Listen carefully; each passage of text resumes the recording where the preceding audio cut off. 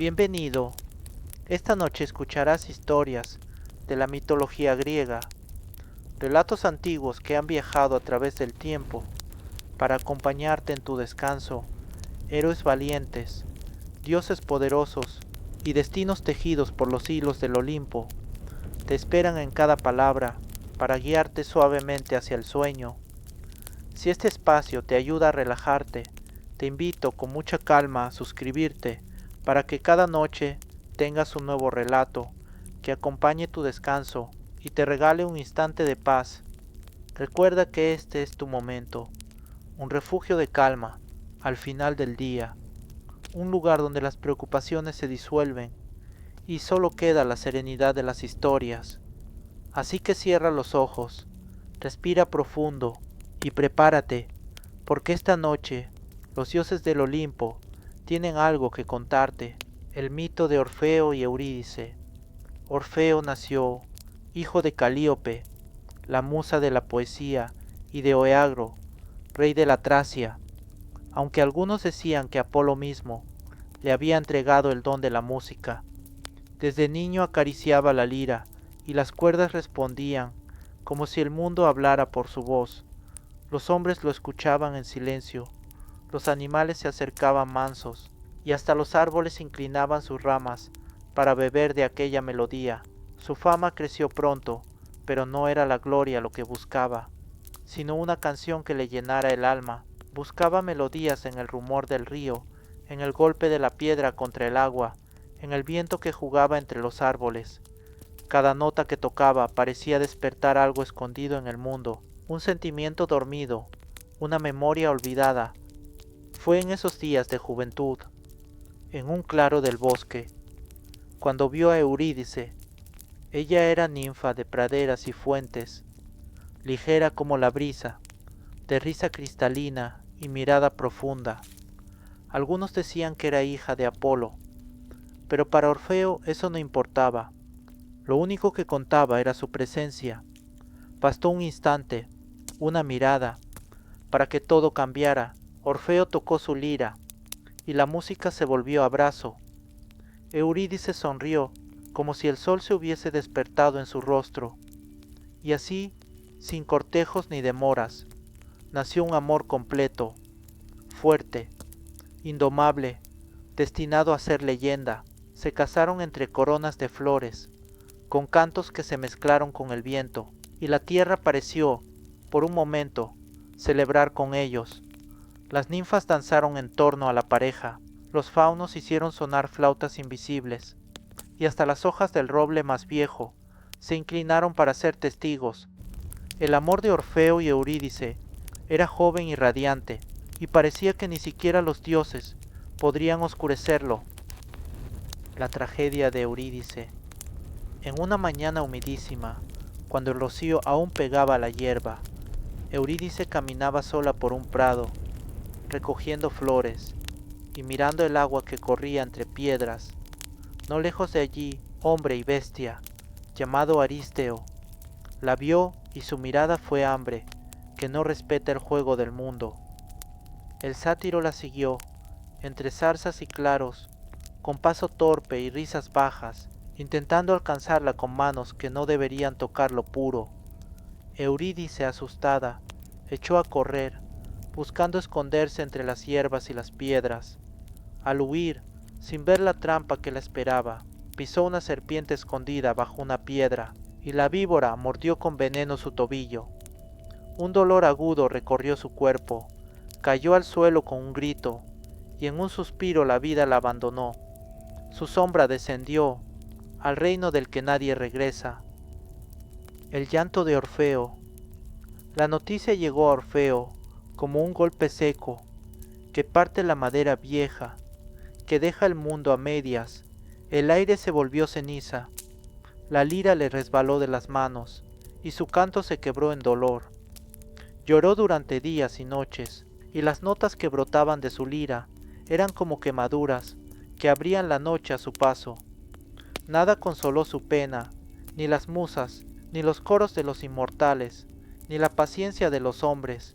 Decidió lo imposible, tomar la senda que pocos mortales toman, descender al Hades, y pedir que le devolvieran a su esposa. El descenso al Hades anduvo hacia el poniente, por caminos que se vuelven silencio, por sendas donde la vida parece hacerse eco lejano. Atravesó montes y ríos, valles donde la hierba ya no mueve su canto, y llegó al límite donde la tierra se pliega sobre sí misma. No llevó ofrendas ni monedas para el barquero, no ofreció juramentos nuevos, sino su música, y tocó la lira como quien abre una puerta con llave antigua. La piedra de la entrada vibró, y el paso se abrió para él, como si el mundo mismo reconociera su derecho a pasar. Dentro, el aire era espeso, las sombras se amontonaban como hojas muertas, las almas pasaban como susurros que buscan abrigo. Orfeo caminó entre ellas, y cada acorde fue bálsamo que aplacaba lamentos y recogía antiguos dolores. Las figuras del Hades lo miraban, al principio sin entender, luego sintiendo respeto. Ante él se alzó Cérbero, el perro de 3 cabezas, cada hocico con hambre de gritos, cada ojo como carbones encendidos. Padó un gruñido que rasgó los corredores, pero Orfeo no huyó, ni blandió arma, solamente tocó la lira con manos que parecían hablar en voz de viento. La melodía fue suave y hondísima, tan pura que amansó a la bestia. Las 3 cabezas cayeron y el monstruo se tendió a sus pies dormido como cachorro, en tarde tibia. Más adentro encontró a los jueces, Minos, Radamantis y Eco, sentados en sus tronos de sombra y de juicio, severos como roca antigua. Sus almas recordaron antiguos nombres, sus juicios se tornaron un poco humanos, y dejaron pasar al músico, que venía a suplicar por amor. Cruzó campos de asfódelos, orillas donde las aguas no tienen canto, y las voces de los muertos se cerraron en torno a su lira. Finalmente se plantó ante el trono oscuro, donde Hades y Perséfone reinaban juntos, ella con el recuerdo de la verde tierra en la mirada, él con la gravedad del abismo en la frente. Orfeo dejó que la lira hablara por su garganta, y de las cuerdas brotó una súplica hecha de noche sin abrazo, de pan compartido, de manos entrelazadas, de amaneceres pequeños que ahora ardían lejanos. Cantó con voz que era punzada, y consuelo, con melodías que hacían retroceder la aspereza del reino, y las paredes mismas se ablandaron con su canto. Perséfone se inclinó primera, porque conoce la pena de quien parte, y sus ojos se humedecieron. Hades, menos dado al blando sentir, igualmente oyó la razón del músico, y cedió a la música. La condición de Hades. Habló con voz grave, y puso una condición que sonaba a ley antigua, a prueba de temblor humano. Eurídice podría regresar con Orfeo, pero él debía caminar delante de ella, y no debía volverse a mirarla, hasta que ambos hubiesen cruzado totalmente la boca de la cueva, y la luz del sol los encontrase afuera. Si se volvía aunque fuese un solo instante, ella quedaría para siempre entre las sombras. Orfeo aceptó, con el corazón latiéndole como tambor en la garganta. Comenzó el ascenso, paso tras paso, con la lira en las manos, con la memoria de cada gesto de Eurídice prendida en su boca. Ella lo seguía en silencio, detrás suyo como sombra que no osa superar la luz, como respiración que acompaña al que marcha primero. El túnel se alargó interminable, la claridad al final apenas un hilo, cada paso parecía pesar una vida entera, y la duda se enroscaba en el pecho de Orfeo como serpiente antigua.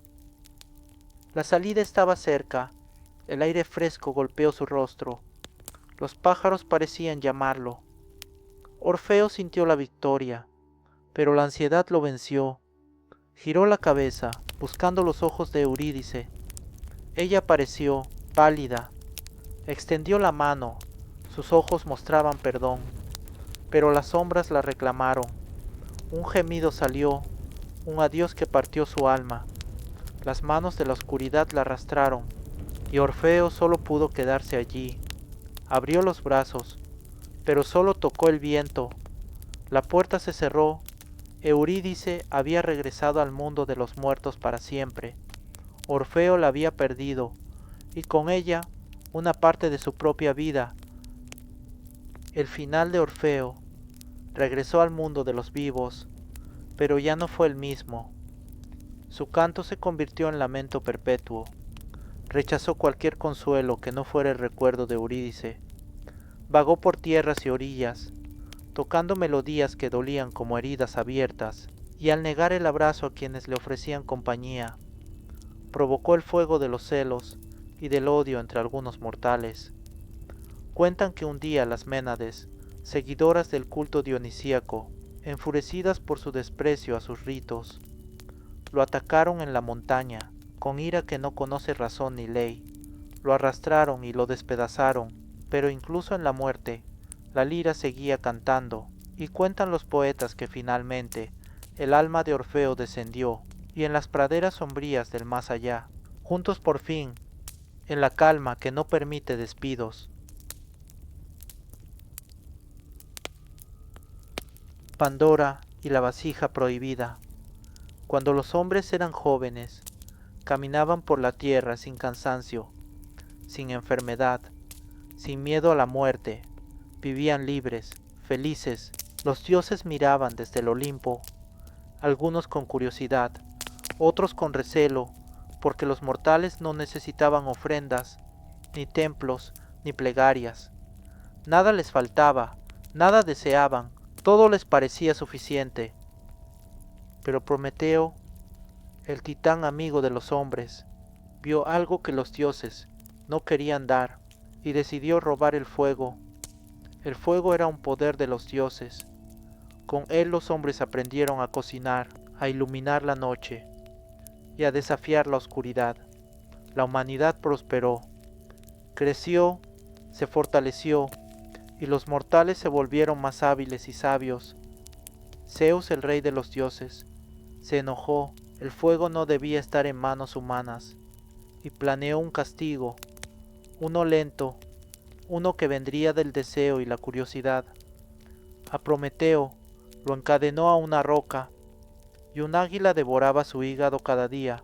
A los hombres les daría un regalo envenenado, uno disfrazado de bendición, uno que cambiaría la vida para siempre. Zeus llamó a Hefesto, el dios herrero, y le ordenó moldear a una mujer. Hefesto tomó barro y comenzó a dar forma, con cuidado, con precisión. La mujer era perfecta, su piel suave, sus cabellos dorados, sus ojos brillaban como el cielo despejado. Luego los dioses la adornaron con dones. Atenea le dio destreza, habilidad para tejer, para trabajar con gracia. Afrodita le dio belleza y la capacidad de despertar deseo. Hermes le dio astucia, palabras persuasivas, mente curiosa. Las Carites le dieron encanto, elegancia, movimientos gráciles, y Zeus le dio curiosidad, un impulso que nunca se apaga, deseo de mirar lo prohibido. Así nació Pandora, la que tiene todos los dones. Era hermosa, humana, irresistible y peligrosa a su manera. Zeus le entregó una vasija, grande, cerrada con tapa firme, decorada con símbolos extraños. Le dijo que era un regalo para los hombres, pero que jamás debía abrirla. Pandora fue enviada a Epimeteo, hermano de Prometeo, quien la recibió, sin recordar la advertencia de su hermano. Al principio, Pandora fue recibida con alegría. Su presencia llenaba el aire, los hombres se sentían felices. Su risa era contagiosa, pero en su interior latía la curiosidad, el deseo de descubrir, la necesidad de mirar dentro. La vasija estaba allí, cerrada, en un rincón, esperando, como un secreto vivo. Pandora se preguntaba qué había dentro, un tesoro, un poder, un secreto divino. Cada día la tentación crecía, hasta que se volvió imposible ignorarla. Un día, incapaz de soportarlo, Pandora se acercó. Sus manos temblaban, su respiración era agitada. Levantó la tapa. Apenas un instante, y lo inimaginable ocurrió. De la vasija brotaron todos los males, enfermedades, vejez, cansancio, hambre, envidia, guerra, mentira, salieron como insectos alados, se dispersaron por la tierra, se clavaron en los corazones de los hombres. Los mortales que antes vivían sin miedo, comenzaron a enfermar, a debilitarse, a sentir dolor. Los jóvenes se cansaban, los ancianos temían, las familias sufrían. La vida ya no era sencilla. Pandora vio lo que había causado, horror, miedo. Intentó cerrar la tapa, pero ya era tarde. La mayoría de los males había escapado. Aun así, bajó la tapa, y lo que quedó dentro quedó atrapado. Lo que quedó en la vasija era la esperanza, la chispa que permite a los hombres seguir adelante, la fuerza que evita que caigan en desesperación total. Gracias a eso, aunque la vida fuera dura, los hombres podían continuar, podían levantarse, podían mirar hacia un mañana mejor. El mito de las Nereidas. Mucho antes de que los hombres aprendieran a navegar, antes de que los barcos surcaran los mares, existían las Nereidas, hijas de Nereo y Doris, guardianas de los océanos. Eran 50 según los relatos más antiguos, aunque algunos decían que podían ser más, cada una con su propio carácter y don, moviéndose con la velocidad de las olas y la gracia de los peces. Nereo, el viejo del mar, podía transformarse en cualquier criatura que deseara, podía aparecer como un pez, un delfín, un monstruo marino, o tomar forma humana, para caminar sobre el agua. Doris, diosa de los ríos y de la abundancia del océano, transmitió a sus hijas la capacidad de proteger las aguas, de guiar a los marineros y de advertir sobre peligros. Cada Nereida podía aparecer o desaparecer, surgir de la espuma, moverse entre las olas, sin hundirse, y nadar junto a los barcos de los mortales, sin que ellos la vieran. Algunas cuidaban las costas, observaban a los pescadores, y los guiaban hacia zonas seguras. Otras recorrían los océanos, sin descanso, protegiendo criaturas marinas y secretos profundos. Sus cabellos brillaban, como la luz del sol reflejada en la superficie del mar. Sus ojos tenían la profundidad de los océanos, y su canto armonizaba con el ruido de las olas. Al romper en la orilla, cada Nereida tenía su don. Unas podían calmar tormentas, otras podían curar heridas, algunas guiaban a los barcos, y otras protegían a las criaturas marinas. Los mortales sabían que debían mostrar respeto, que sus viajes dependían de la benevolencia de las Nereidas.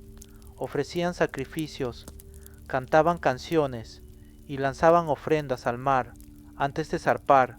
Si un navegante era arrogante, codicioso o irrespetuoso, las Nereidas podían cambiar el rumbo de las aguas, levantar tormentas o hacer que las corrientes lo llevaran a lugares peligrosos. Pero también había quienes recibían su favor, eran guiados a puertos seguros, protegidos de tormentas y acompañados por corrientes que los llevaban con rapidez. Tetis era conocida por su sabiduría, Galatea por su belleza, Anfítrite por su autoridad sobre los mares, cada una desempeñando un papel en el orden del océano. A veces aparecían ante héroes, otras veces solo susurraban a los oídos de los marineros, enseñando rutas seguras, señalando tormentas lejanas o protegiendo secretos escondidos en arrecifes. Su presencia no era solo belleza, sino poder. Podían transformar la superficie del mar, convertir la calma en tormenta, o abrir caminos entre olas imposibles para los barcos. Los relatos contaban cómo ayudaban a los héroes, guiándolos en aventuras, defendiendo a los débiles y protegiendo secretos marinos. Su intervención era silenciosa, pero decisiva. El mar era su reino, el mar era su reino. Los barcos, los peces y los vientos obedecían a veces a sus señales, y sus historias se contaban alrededor del fuego, por los navegantes que habían sentido su ayuda o su ira. Aún entre las nereidas había diferencias. Algunas se inclinaban hacia la protección directa, otras se movían entre las corrientes, observando y esperando que los hombres aprendieran, pero nunca dejaban de vigilar.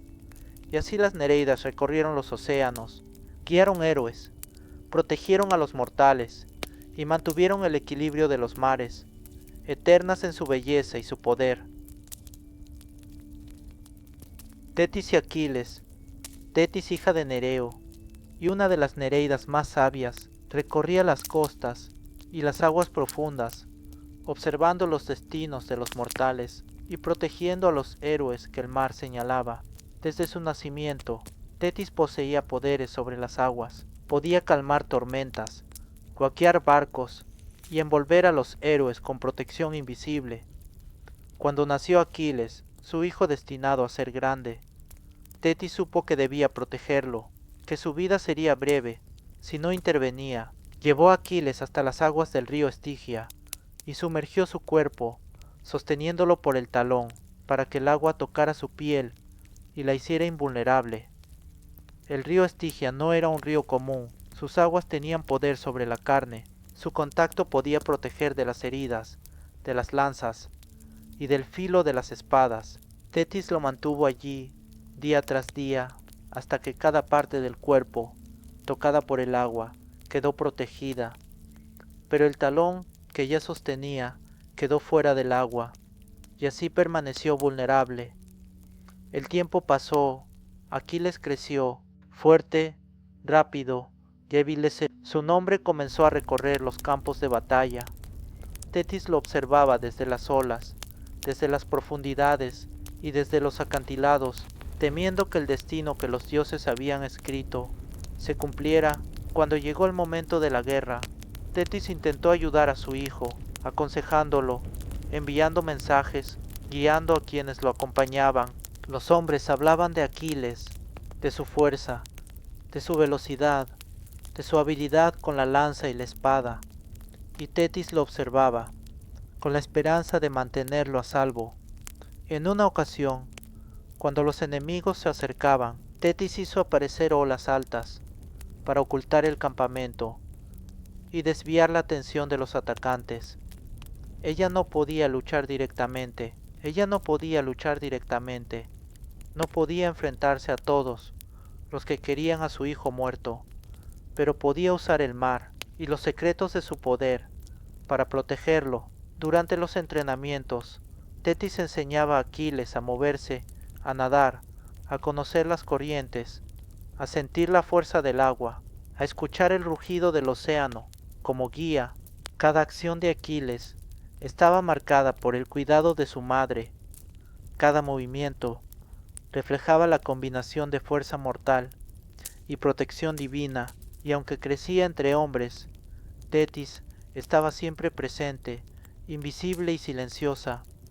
Cuando llegó la guerra de Troya, Tetis no pudo evitar que Aquiles se enfrentara al destino que los dioses habían preparado, pero se aseguró de que conociera sus límites y que supiera cómo usar su fuerza. Tetis enviaba a los vientos y a los delfines para traer mensajes, para guiar a los aliados, para abrir caminos por el mar y advertir sobre trampas y emboscadas. Su presencia era silenciosa, su protección constante, y aunque Aquiles ignoraba a veces sus advertencias, ellas nunca fallaban, siempre estaban allí. Al final, Tetis observó cómo Aquiles cumplía su destino, cómo el héroe caía en batalla. Su talón, la única parte vulnerable, fue la que lo alcanzó, y la victoria y la muerte se encontraron entre lágrimas que cayeron al mar, entre olas que lo rodeaban, y entre el viento que llevaba su nombre. Pero su presencia no desapareció, siguió guiando, enseñando y protegiendo a los héroes que necesitaban su cuidado. Anfítrite, esposa de Poseidón. Anfítrite era hija de Nereo y Doris, una de las nereidas más poderosas, y destinada a reinar junto al dios del mar. Desde joven, Anfítrite recorría los océanos, entre arrecifes y profundidades, entre delfines y criaturas marinas.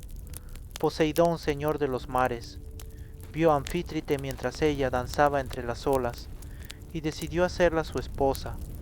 Pero Anfítrite se escondió, temerosa de la fuerza del dios y de su carácter impetuoso. Se internó en los lugares más profundos del mar, entre cavernas llenas de corales, donde los peces brillaban como joyas y las corrientes formaban caminos invisibles. Poseidón la buscó durante días, enviando caballos marinos y criaturas del mar, pero Anfítrite no se dejó encontrar.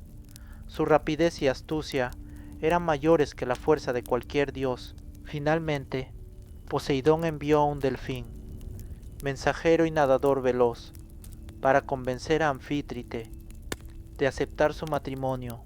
El delfín habló con Anfítrite, le mostró la fuerza y la protección que Poseidón podía darle, y le prometió que juntos gobernarían los océanos, que ella sería la reina del mar. Anfítrite aceptó y se convirtió en esposa de Poseidón, compartiendo su trono y su poder sobre las olas y las tormentas. Juntos recorrieron los mares, moviendo corrientes, levantando olas y calmando tempestades, guiando a los navegantes y protegiendo a quienes respetaban el océano. Anfítrite tuvo hijos con Poseidón, entre ellos Tritón, mensajero de los mares, portador del caracol que anunciaba tormentas, y protector de los barcos. La pareja divina supervisaba la vida marina, desde los arrecifes hasta los abismos, desde las playas hasta las islas lejanas, asegurando que los ciclos del mar continuaran y que la fuerza del océano se mantuviera equilibrada. Galatea y Polifemo. Galatea era una nereida, hija de Nereo y Doris, conocida por su belleza y gracia, su cabello brillante como la luz del amanecer, y sus ojos reflejando la profundidad del mar. Polifemo era un cíclope, hijo de Poseidón, un gigante con un solo ojo en medio de la frente, de fuerza descomunal, y con un carácter feroz y obstinado. El cíclope vivía en una cueva, en la costa, rodeado de rocas y acantilados, con vistas al mar de Galatea. La vio nadando entre las olas, acompañada de otras nereidas, y deseó tenerla para sí, su corazón lleno de deseo y su fuerza imponente. Galatea, sin embargo, no correspondía a sus sentimientos. Ella amaba la libertad del mar, nadar entre peces y corales, y no quedarse atrapada por ningún ser, por más poderoso que fuera. El cíclope intentaba acercarse, se asomaba desde su cueva, lanzaba rocas y gritaba su amor. Seguía a la nereida por la costa y trataba de impedir que nadara lejos. Galatea huía entre las olas, se sumergía bajo el agua, se ocultaba entre algas y corales, y buscaba la protección de otras nereidas que la guiaban y defendían. Polifemo no se rendía, usaba su fuerza para crear olas, levantaba tormentas pequeñas y trataba de cerrar el paso a los barcos y a los mortales que acompañaban a Galatea. Los marineros que pasaban por la costa observaban la lucha, veían al gigante con un ojo que lanzaba gritos y a la nereida que desaparecía entre la espuma, y comprendían que el mar era testigo de su conflicto. Galatea encontró consuelo en Asís, un joven mortal, cuya fuerza no rivalizaba con la de Polifemo, pero cuya presencia era amable y constante. Lo acompañaba en sus viajes y la protegía de la violencia del cíclope. Polifemo, al ver la cercanía entre Galatea y Asís, se llenó de furia, levantó rocas enormes y las arrojó hacia el joven, buscando separar a los amantes, pero la rapidez del agua protegía a Asís, y la nereida lo guiaba a lugares seguros. En un instante decisivo, Polifemo lanzó una roca enorme, con toda su fuerza, que cayó cerca de Asís y lo hirió mortalmente.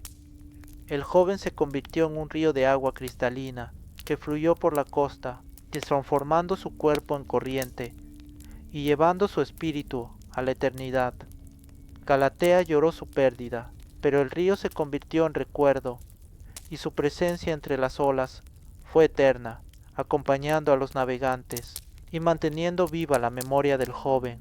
Polifemo, después de la tragedia, volvió a su cueva, solitario, su corazón lleno de deseo no correspondido, y su fuerza nunca más encontró propósito. El cíclope permaneció en la costa, observando el mar, recordando a Galatea y al río que era Asis.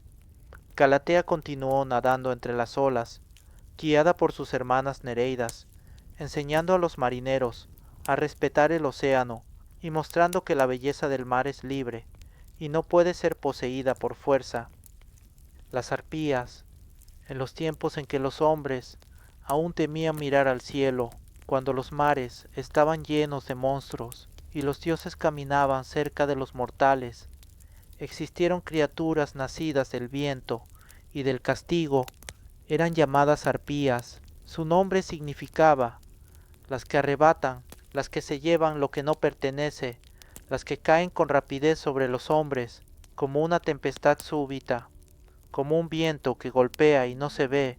Se decía que eran hijas de Taumante, dios marino hijo de Ponto y Gea, y de Electra, una de las Oceánides, hermanas de Iris, la mensajera del arco iris, pero distintas a ella, pues mientras Iris traía esperanza y promesas, las arpías traían miedo y destrucción. Su aspecto era aterrador. Los poetas las describían como mujeres aladas, con rostro de doncella, pero con cuerpo de ave, alas extendidas y garras afiladas. En sus rostros se mezclaba la belleza con el horror, y en sus alas el aire rugía. Al principio se contaban tres. A ello, la tormenta rápida, Ocípete, la que vuela veloz, y Seleno, la oscura. A veces se añadían otras, y su número variaba según el canto de los poetas, pero siempre eran temidas, porque donde aparecían llegaba el hambre, el hedor y la desolación. No mataban con armas, no destruían con fuego, su poder estaba en arrebatar, en ensuciar lo que tocaban, en robar los manjares de los hombres, y dejar tras de sí un olor insoportable, un aire de podredumbre, que hacía imposible disfrutar de lo que antes había sido puro. Se contaba que los dioses las usaban como instrumentos de castigo cuando un hombre ofendía a los inmortales. Las arpías descendían, agitaban sus alas y arrebataban el alimento de la mesa, dejaban los banquetes vacíos y a los mortales condenados al hambre. El más famoso de sus tormentos fue el del rey Faineo, un hombre que había recibido el don de la profecía, capaz de ver el futuro, pero que cometió una falta, y por ello fue castigado. Los dioses lo cegaron, y para que su vida no conociera paz, enviaron contra él a las arpías. Cada vez que Faineo intentaba comer, las criaturas caían sobre su mesa, agitaban sus alas, con sus garras arrebataban la comida, y lo que no podían llevarse, lo ensuciaban, dejaban sobre los manjares un hedor insoportable, y el rey quedaba sin sustento, consumido por el hambre. Los argonautas, en su viaje por el mar, en busca del vellocino de oro, llegaron hasta Faineo, y lo encontraron debilitado, clamando por ayuda. Entonces Cetes y Calais, los hijos alados de Bóreas, se levantaron contra las arpías. Cuando las criaturas descendieron sus alas, y los persiguieron a través del cielo, los persiguieron sobre mares y tierras, hasta que la voz de los dioses detuvo la persecución y las arpías expulsadas no volvieron a atormentar al rey. Así los argonautas pudieron recibir de Fineo el consejo, las palabras que les revelarían el camino, y el anciano pudo probar al fin el alimento libre de los ataques. Aunque su vida ya estaba marcada por la ceguera y la soledad, las arpías no desaparecieron, siguieron habitando en los relatos, y se decía que se escondían en cuevas remotas o en los confines del mundo, siempre preparadas para descender cuando un hombre debía ser castigado. En la Eneida también aparecen, pues cuando Eneas, hijo de Venus, huyó de Troya y viajó por mares desconocidos, llegó con sus hombres a una isla Allí encontraron rebaños y comida. Creyeron haber hallado descanso, pero no sabían que aquel lugar estaba habitado por las arpías. Cuando los troyanos se sentaron a comer, las criaturas descendieron, ensuciaron los alimentos y extendieron su hedor sobre la mesa. Los héroes intentaron luchar, alzaron espadas y lanzas, pero las arpías se alzaban en el aire y volvían a caer, sin que pudieran detenerlas. Seleno, la más oscura, habló entonces, con voz profética, anunció que los troyanos llegarían a Italia, que fundarían su nuevo reino, pero que antes el hambre los obligaría a devorar sus propias mesas. Y así se cumplió más tarde, cuando en su destino los hijos de Troya debieron comer sobre los mismos tablados de madera que sostenían su pan. De este modo, las arpías no eran solo castigo, sino también mensajeras del destino. No elegían al azar, eran enviadas por los dioses, como sombra que anuncia la prueba, como voz que anuncia lo inevitable. Su figura quedó grabada en templos y en relatos, a veces como monstruos horrendos, otras como doncellas aladas, pero siempre como seres temidos, pues no había defensa contra su hedor, ni contra sus garras rápidas. Los marineros temían escuchar el batir repentino de alas en la tormenta, los reyes temían ver su mesa arruinada, los hombres comunes temían perder su sustento, porque sabían que donde las arpías descendían, el hambre seguía sus pasos.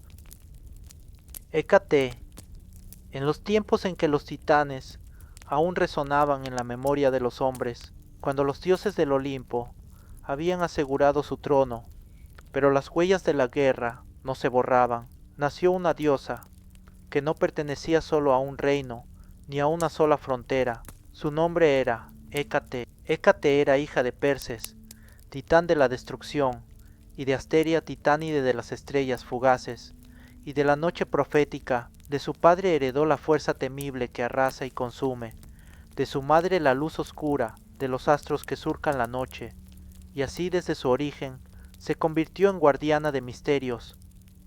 Zeus, el señor del rayo, vencedor en la titanomaquia, no limitó el poder de Hécate, pues ella no se alzó contra él, sino que permaneció leal, y por ello fue honrada como pocas divinidades. Su dominio se extendió sobre la noche, sobre la magia, sobre los cruces de caminos, y sobre las sombras que habitan entre la vida y la muerte, a diferencia de Apolo, que iluminaba con su lira y su sol, o de Poseidón, que rugía con sus mares. Hécate era una diosa del oculto. Su reino no brillaba en lo alto, ni rugía en lo profundo. Su reino estaba en los límites, en aquello que se encuentra entre un mundo y otro. Muchos la veían como doncella, portando antorchas que abrían paso en la noche. Otros la contemplaban con tres rostros, o tres cuerpos unidos, cada uno mirando en una dirección, vigilando los caminos, cuidando que nada escapara a su mirada. Con ella iban siempre los perros negros, que aullaban en los senderos solitarios, y cuya voz era señal de su presencia. También llevaba llaves, símbolos de los secretos que sólo ella podía abrir, y la luna, que marcaba con sus fases el poder cambiante de la diosa. Los hombres le temían y la honraban. En las encrucijadas dejaban ofrendas, panes, huevos, pescado, miel y vino.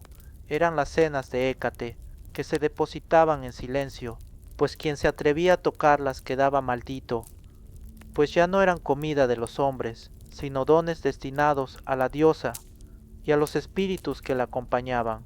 Hécate conocía los secretos de las hierbas, había enseñado a los mortales el uso de raíces y plantas, para invocar, para dañar, y por ello se convirtió en protectora de los magos y las hechiceras, quienes le rendían culto en la oscuridad, pronunciando su triple nombre, mientras encendían antorchas en su honor.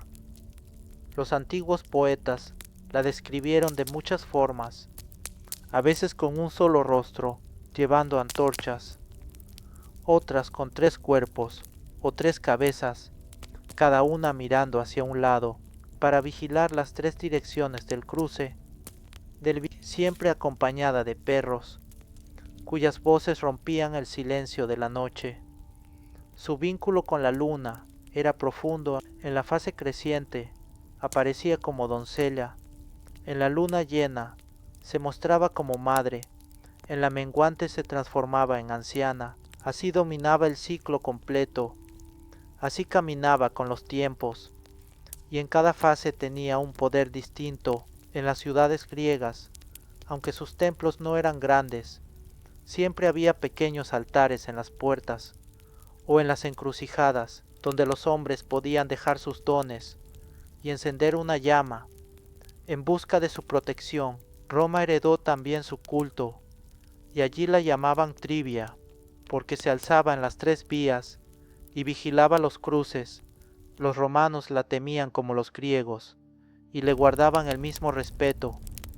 Fue Hécate la que escuchó lo que otros dioses ignoraron, cuando Perséfone, hija de Deméter, fue raptada por Hades y llevada al reino de los muertos. Su voz desesperada se perdió en la tierra, pero no en los oídos de Hécate.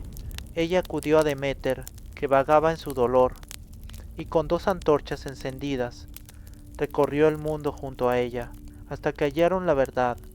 Desde entonces, cuando Perséfone debía volver al inframundo, era Hécate quien la acompañaba, caminando a su lado, alumbrando los senderos que unen la vida con la muerte, custodiando su regreso y protegiendo su ascenso. También descendió con Heracles, cuando el héroe buscó a Cerbero en los dominios de Hades. Ningún mortal podía orientarse en aquellos parajes oscuros, pero Hécate sabía los caminos ocultos, y con sus antorchas guió al hijo de Zeus, apartando a los espectros, protegiéndolo de lo que no tiene forma. Sus templos eran distintos a los de otros dioses, no se levantaban en el centro de las ciudades, ni se adornaban con columnas de mármol. Eran pequeños santuarios, en colinas, en cruces de caminos. Allí ardían sus fuegos, y allí se ofrecían plegarias, buscando su presencia. El mito de las sirenas. Desde los primeros días, cuando los mares aún eran jóvenes, y los hombres temían navegar más allá de donde la costa desaparecía, se hablaba de criaturas de voz extraña y belleza imposible. Las llamaban sirenas, y su morada estaba en islas rocosas, en arrecifes cubiertos de espuma, donde el viento silbaba como si guardara secretos. Allí, entre rocas oscuras y olas que rompían con furia, las sirenas esperaban a los barcos que se atrevían a pasar demasiado cerca. Nadie podía decir con certeza cómo habían nacido. Algunos contaban que eran hijas de un dios de los ríos y de una musa, herederas de música y misterio. Otros juraban que venían de la noche más antigua, tejidas de sombra y castigo, pero a los marineros poco les importaba su origen. Lo único que sabían era que donde había sirenas, había muerte. La forma de las sirenas, en los relatos más antiguos, se describen como mujeres con cuerpo de ave, rostro de mujer y alas que brillaban en los acantilados. Más tarde, en tiempos helenísticos y romanos, comenzaron a representarse como mitad mujer y mitad pez, la imagen que después se volvió la más conocida. El origen de su canto: se decía que las sirenas no cantaban solo por placer. Su canto era un don y una condena. En su voz había dulzura de miel y al mismo tiempo filo de cuchillo. Prometían secretos ocultos en lo profundo del mar, verdades que ningún hombre conocía, promesas de gloria y de descanso eterno. Quien escuchaba sentía que por fin podría comprender todo lo que el mundo escondía. Era imposible resistirse. Los marineros aseguraban que no era solo música. Era como si la voz hablara directamente al corazón de cada hombre, diciéndole aquello que más deseaba. Algunas de ellas tenían cuerpo de mujer y alas de ave, con plumajes dorados que brillaban bajo el sol. Otras eran mitad pez, con colas verdes y plateadas que se movían como relámpagos en el agua, pero todas compartían lo mismo: un rostro tan hermoso que parecía tallado por dioses, y una voz que ningún mortal podía olvidar. Los primeros encuentros, los viejos marineros, contaban que muchos barcos se perdieron antes de que alguien lograra escapar de ellas. Pescadores que se alejaban demasiado de la costa jamás regresaban, solo se encontraba flotando algún remo o una red destrozada. Tripulaciones enteras desaparecían en mares donde las sirenas habitaban, y cada vez que una familia esperaba en vano en la orilla, los ancianos repetían lo mismo: fue el canto. Las sirenas los llamaron. Con el tiempo, algunos héroes se atrevieron a desafiar aquel poder. Uno de los primeros fue Orfeo, el músico que viajaba con los argonautas. Cuando su barco se acercó a las islas rocosas, las sirenas comenzaron a cantar. Sus voces se alzaron sobre el mar, como si fueran cientos de campanas. Los marineros, hechizados, dejaron de remar y miraron hacia la costa. Como si no existiera nada más que ese sonido, el barco comenzó a desviarse. Las olas lo arrastraban hacia los arrecifes. Le llaman entonces Orfeo tomó su lira y comenzó a tocar. Su música era pura, nacida del amor y de la pena, tan fuerte como la propia voz de las sirenas. Sus notas llenaron el aire, y poco a poco los marineros dejaron de mirar las rocas y volvieron a tomar los remos. El barco escapó, y así las sirenas supieron por primera vez lo que era el fracaso. Desde ese día, las sirenas odiaron a Orfeo, pues él había vencido a su canto con música aún más poderosa. Ulises y el mástil. Pero el relato más recordado fue el de Ulises, el rey errante que volvía de la guerra de Troya. Había pasado años enfrentando monstruos y tormentas, y los dioses aún no le permitían regresar a Ítaca. Cuando su barco se acercó a la región donde vivían las sirenas, la maga Circe ya le había advertido del peligro. Le dijo que si deseaba sobrevivir, debía sellar los oídos de sus hombres con cera, para que no escucharan. Ulises, astuto como pocos, obedeció, y la colocó en los oídos de cada marinero, pero en su corazón ardía la curiosidad. Él quería escuchar aquel canto, quería saber cómo sonaba esa voz que volvía locos a todos los hombres. Por eso ordenó a sus marineros que lo ataran fuertemente al mástil del barco. Les dijo que, aunque gritara o suplicara, no lo soltaran bajo ninguna circunstancia. El barco se internó en las aguas peligrosas. Las sirenas, al ver la nave, se alzaron en las rocas. Sus voces comenzaron a sonar, suaves primero, luego intensas como un río desbordado. Ofrecían conocimiento, gloria, descanso eterno, promesas de amor y de poder. Ulises, al escucharlas, sintió que su alma se partía en dos. Se agitó contra las cuerdas, intentando soltarse. Sus ojos estaban llenos de lágrimas. Su boca imploraba a los marineros que lo liberaran para poder lanzarse al mar. Pero los hombres, con los oídos tapados, no escuchaban nada. Remaban con fuerza, mientras Ulises se retorcía preso del deseo. Solo cuando la isla quedó atrás y el canto se apagó, la calma volvió a su cuerpo, exhausto, con el pecho palpitando como un tambor. Comprendió lo cerca que había estado de la muerte. Las sirenas lo habían llamado, y él había resistido no por su fuerza, sino por las cuerdas que lo mantenían atado. Así su nombre se sumó a las leyendas de aquellos que habían enfrentado el conflicto de los centauros y los lapitas.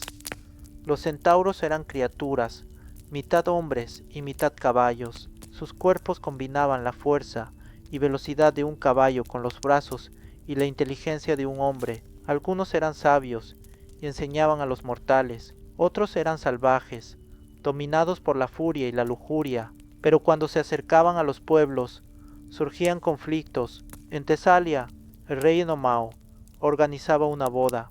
Invitó a los centauros como gesto de paz. El campo estaba adornado con flores, guirnaldas y mesas llenas de alimentos. Los centauros avanzaban con pasos firmes, relinchando y moviendo sus grandes torsos. Algunos observaban curiosos, otros con hambre y deseo.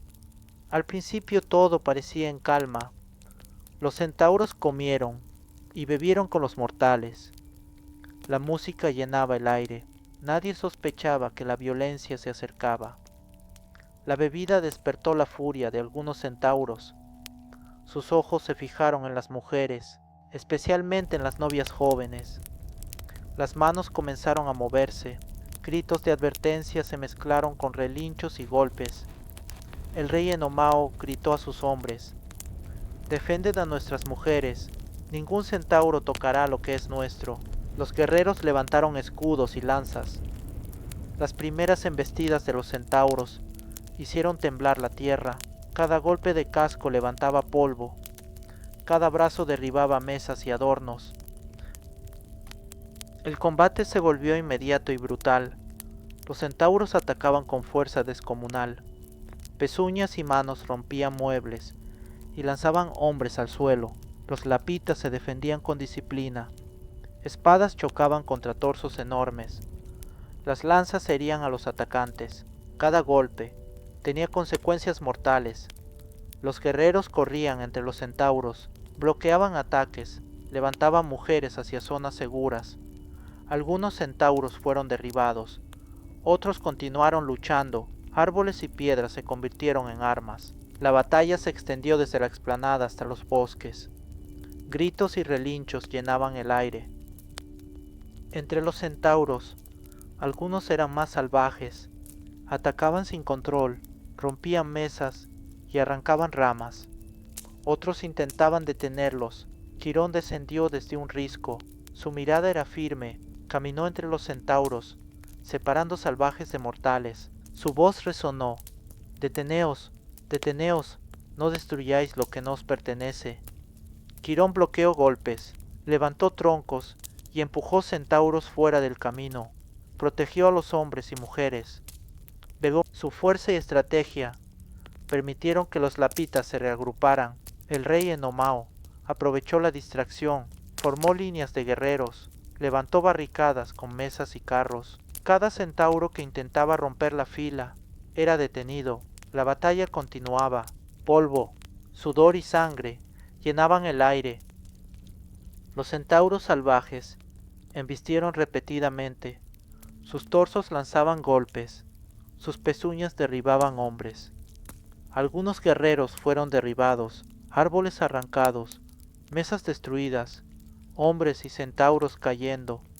El rey Enomao corría entre la batalla, esquivando ataques, lanzando golpes mortales, levantando a los heridos. Su liderazgo mantenía a los lapitas unidos. Cada movimiento era vital. El combate se prolongó durante horas. La violencia era tal que los centauros comenzaron a retroceder. Algunos huyeron hacia las montañas. Otros, heridos, se escondieron entre los árboles. Los lapitas mantenían su posición, protegieron a sus mujeres y familias. La batalla llegó a su fin. Los centauros supervivientes huyeron.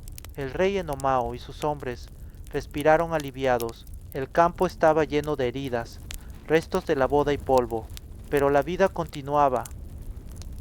El nacimiento de Atenea, Zeus, el rey de los dioses, gobernante del Olimpo, caminaba solo en su palacio, meditando sobre el poder y la sabiduría. Tenía muchas esposas y amantes, pero ninguna había dado a luz una hija que combinara fuerza y conocimiento. Un día sintió un dolor extraño, un dolor que recorría su cabeza, profundo, penetrante, imparable. Era un dolor que nadie podía comprender, ni los dioses menores, ni los hechiceros del Hades. Solo él lo sentía. Zeus se tambaleó en su trono, agarrándose la frente, y los rayos que normalmente brotaban de sus manos chisporrotearon sin control. El Olimpo entero contuvo la respiración, incluso los vientos se hicieron más lentos, y el murmullo de las nubes se detuvo. Hermes y Atenea observaban desde lejos, aunque ella aún no había nacido. El universo parecía detenerse. Zeus gritó, un rugido que atravesó los cielos, la tierra tembló, los mares se agitaron, incluso los titanes que dormían sintieron un estremecimiento. En ese momento, Metis, la diosa de la sabiduría y el buen consejo, se acercó a él, temerosa, pero firme. Padre, dijo con voz suave, este dolor no es para temer, es la señal de un cambio. Un poder nuevo está por nacer. Pero Zeus no pudo esperar. La tormenta en su cabeza era insoportable. Los rayos saltaban de su frente y el Olimpo entero sentía su furia. En un impulso, hizo lo impensable. Tragó a Metis de un solo bocado. Los dioses quedaron en silencio. La diosa de la sabiduría desapareció dentro del rey, y una calma extraña descendió. Pero el dolor en su cabeza no desapareció. Al contrario, parecía multiplicarse, golpeando sus pensamientos, retorciendo su mente.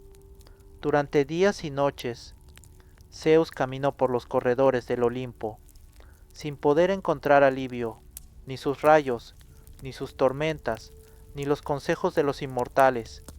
Entonces escuchó un sonido, un crujido metálico, un golpe seco, que parecía venir de dentro de su propia cabeza, y de su frente, entre un dolor insoportable, surgió Atenéato, completa, armada, perfecta. Su nacimiento no fue silencioso, sino un estruendo, un grito que rompió los cielos, y despertó a todos los dioses. Atenea salió con casco y lanza, con escudo y mirada feroz. No lloró, no gritó, no respiró como un bebé común. Era una diosa desde el primer instante. Zeus cayó de rodillas, no por miedo, sino por asombro. Nunca había visto una hija tan poderosa, tan sabia, tan preparada para la guerra y la estrategia. Los dioses a su alrededor se inclinaron, incluso Ares, el dios de la guerra, la reconoció como igual. Hermes sonrió, sabiendo que la profecía se había cumplido. Atenea sería la protectora de los mortales, la consejera de los reyes, la diosa que equilibraría la fuerza y la inteligencia. Corto, claro, seguro, el mundo necesita orden y conocimiento, y yo estoy aquí para asegurarlo. Los mortales aún no la conocían, pero las señales ya se sentían. Los ríos fluían más claros, los bosques parecían inclinarse, y los animales la miraban con respeto. Los humanos que trabajaban la tierra notaban algo nuevo. Su semilla crecía más fuerte, y el hierro forjado en las aldeas parecía más resistente. Zeus le dio un lugar especial, en el Olimpo, junto a los dioses más importantes, pero Atenea nunca se contentó con descansar. Su mirada estaba siempre en el mundo, observando, enseñando, aconsejando. Ella enseñó a los mortales a construir ciudades, a gobernar con justicia, a forjar armas y escudos, pero también a pensar antes de actuar. Los héroes que la invocaban hallaban consejo y fortaleza, no siempre victoria, pero sí sabiduría. Atenea se convirtió en protectora de Atenas, la ciudad que llevaría su nombre. Cada templo, cada altar, cada estatua recordaba su nacimiento extraordinario, la forma en que emergió del dolor de Zeus y la fuerza de Metis que vivía en ella. El mito de Atalanta.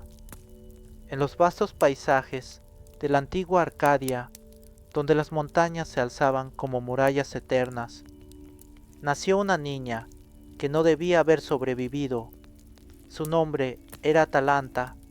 Su padre, un rey que deseaba un hijo varón, al ver que la recién nacida era mujer, la abandonó en la cima de una montaña. Allí, donde los vientos eran fríos y los lobos rondaban, la pequeña quedó a merced de la naturaleza, pero los dioses y la tierra misma parecían protegerla. Una osa, enviada por Artemisa, la diosa de la caza y de las doncellas salvajes, la encontró y la amamantó. Así, la niña creció alimentada por leche de fiera, adquiriendo la fortaleza de la montaña y el espíritu libre de la selva. Cuando los cazadores descubrieron aquella criatura salvaje, la llevaron consigo, pero Atalanta nunca olvidó la dureza de la tierra, ni el instinto de los bosques. Creció veloz, con un arco en la mano, y el corazón libre. Muy pronto se hizo famosa por su destreza. Nadie corría más rápido que ella, nadie lanzaba la flecha con mayor puntería. Sus hazañas llegaron a oídos de reyes y héroes, y su belleza, tan salvaje como imponente, despertaba la admiración y el deseo. Pero Atalanta tenía un juramento, no quería esposo, ni cadenas. Ella había consagrado su vida a Artemisa, y prefería correr libre bajo los cielos, antes que encerrarse en los muros de un palacio. Cuando se anunciaron los juegos fúnebres en honor al rey Pelias, Atalanta se presentó. Los hombres rieron al verla.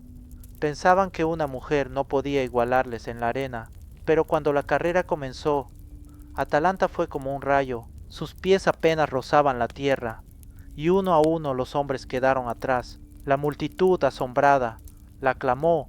Desde entonces nadie volvió a dudar de ella. Sin embargo, la fama trajo consigo pretendientes. Reyes y príncipes acudían a pedir su mano. Atalanta, hastiada, impuso una condición: solo se casaría con aquel que pudiera vencerla en una carrera, pero si perdían, la consecuencia sería la muerte. Así comenzó un ritual cruel, donde decenas de hombres, cegados por la ambición o el amor, corrían tras ella y caían derrotados, dejando su vida como pago. Los pretendientes caían uno tras otro, hasta que apareció Hipómenes, un joven astuto, descendiente de los dioses. Al contemplar a Atalanta, quedó prendado de ella, pero no se dejó llevar solo por el deseo. Sabía que la carrera era imposible, pues nadie podía superar la velocidad de aquella hija de las montañas. Entonces rogó ayuda a Afrodita, la diosa del amor. Ella, complacida, le entregó 3 manzanas de oro, resplandecientes como el sol, y le dijo al oído que las usara con astucia. El día de la carrera, Atalanta se preparó, segura de que aquel muchacho sería como todos los demás. La multitud contenía el aliento, y el juez dio la señal. Atalanta salió disparada, ligera como el viento. Hipómenes corría tras ella, pero pronto comenzó a quedarse atrás. Entonces lanzó la primera manzana. La joya rodó por el camino, brillando con una luz irresistible. Atalanta, sorprendida por el fulgor, se detuvo a recogerla, y en ese instante Hipómenes ganó unos pasos. Ella lo alcanzó de nuevo, más veloz que nunca, pero entonces Hipómenes lanzó la segunda manzana, otra esfera dorada, que rodó hacia un lado del sendero. Atalanta dudó. Su espíritu competitivo y su amor por lo raro la hicieron desviarse, y de nuevo perdió un instante, suficiente para que el joven siguiera adelante. Cuando estuvo a punto de atraparlo, Hipómenes arrojó la tercera manzana. Esta vez, Afrodita misma guió el objeto, y la fruta rodó hasta un lugar apartado, lejos del camino. Atalanta, incapaz de resistirse, corrió hacia ella, y aunque pronto regresó, ya era demasiado tarde. Hipómenes cruzó la meta, la multitud rugió, el desafío había terminado. Atalanta, fiel a su palabra, aceptó la derrota, y así se convirtió en esposa de aquel que había sabido vencerla, no con la fuerza, sino con la astucia. Hipómenes y Atalanta se unieron, y durante un tiempo la dicha los acompañó, pero olvidaron dar gracias a Afrodita por su ayuda, y la diosa, ofendida, los castigó con terrible furia. Un día, cegados por la pasión, los amantes se abrazaron en el templo de Cibeles, profanando el lugar sagrado. La diosa, enfurecida, los transformó en leones para que arrastraran su carro por toda la eternidad. Así terminó el destino de Atalanta, la doncella veloz como el viento, que no quiso someterse a nadie, pero cuyo camino quedó atrapado en las redes de los dioses. Su historia quedó como advertencia y como memoria que ni la más libre de las criaturas escapa a los caprichos del Olimpo. El nacimiento del mundo y de los titanes. Dicen los antiguos, los que hablaban al calor de las hogueras, mientras afuera el viento azotaba los techos de ramas como si quisiera arrancarlos, que hubo un tiempo en que no existía nada de lo que hoy conocemos. No había tierra firme donde posar el pie, ni cielo que alzara su cúpula azul, ni sol que diera calor, ni luna que cuidara la noche, ni mares que golpearan contra la costa. Ni siquiera existía la costa, ni la roca, ni el rumor de las hojas, ni la voz de los pájaros, ni la voz. Lo único que había era un vacío tan hondo y tan oscuro que a los hombres de ahora les daría vértigo con solo imaginarlo. Ese vacío no tenía arriba ni abajo, no había delante ni detrás. Era una inmensidad interminable, silenciosa y fría. A esa hondura primordial se le llamó caos, y caos no era un dios, ni un demonio, ni un espíritu con voluntad. Era la nada con nombre, el silencio con memoria, un abismo que existía sin razón, y que sin embargo contenía en su seno el germen de todo lo que vendría. Pero hasta la nada, dicen, se cansa de ser nada, incluso el vacío parece no poder soportarse a sí mismo. Así, del seno de caos brotó lo primero, como una raíz que se abre paso en tierra muerta. Surgió entonces Gea, la tierra, vasta, firme, maternal, no pequeña, no frágil, no como una semilla que tarda en crecer, sino completa desde el inicio, con montañas en sus hombros, con ríos corriendo como sangre por sus venas, con valles que más tarde serían cuna de hombres y bestias, con valles que más tarde serían cuna de hombres y bestias. Y junto a ella nació Tártaro, un abismo aún más profundo que caos, un pozo de oscuridad sin fondo, un lugar de tormento y encierro, donde todo lo que allí cayese jamás volvería a contemplar la luz. Después apareció Eros, no como un niño alado, sino como el impulso invisible que mueve a las cosas a unirse. Era el deseo, la atracción, el llamado de una cosa hacia otra, porque nada quiere ser aislado para siempre. Hasta los dioses necesitan compañía, alguien que los mire, alguien que los complete.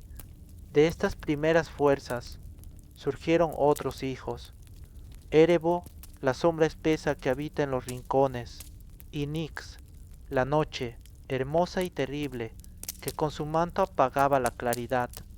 De Nix brotaron hijos oscuros, el sueño, que arrulla y engaña, la muerte, que no tiene compasión, la angustia, que oprime los pechos, y las moiras, que tejen y cortan los hilos de la vida.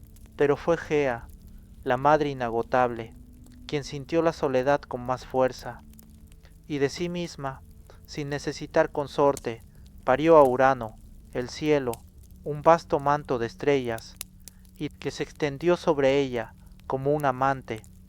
Gea halló entonces compañía, y cuando el cielo descendió para abrazar a la tierra, de esa unión nacieron los primeros hijos que poblarían el mundo. Primero fueron los titanes, colosales, hermosos y terribles, que caminaban como montañas vivientes. Luego vinieron los cíclopes, de un solo ojo ardiente, cuyos fuegos forjarían más tarde las armas de los dioses, y también los hecatónquiros, gigantes desmesurados de 100 brazos y 50 cabezas, cuya sola presencia hacía temblar hasta los más valientes. Urano al principio se mostró amante, pero el amor pronto se transformó en miedo. Temía que algún día lo superaran y lo derribaran de su altura. Por eso apenas nacían, los tomaba y los hundía en las entrañas de Gea, encerrándolos en las profundidades. Allí los titanes y los monstruos gemían, golpeaban las paredes, clamaban por salir, pero no encontraban salida. Gea sufría, sentía dentro de su cuerpo el tormento de sus propios hijos prisioneros. Cada rugido le estremecía, cada golpe resonaba en su pecho, y aunque era madre y amaba, también era furia, también era furia, también era resentimiento. El esposo que al principio fue compañía, la había convertido en cárcel, y cada nacimiento nuevo era también un entierro. Así fue que Gea empezó a maquinar. No podía soportar más aquella carga. Con sus propias manos, de sus entrañas de piedra y metal, forjó una hoz de acero afilado, dentada como colmillos de bestia. La ocultó, esperando la ocasión propicia. Llamó a sus hijos y les habló. Les dijo que el cielo debía ser castigado, que había que liberarse de su yugo. Pero el miedo era grande. ¿Quién podría enfrentarse al cielo mismo?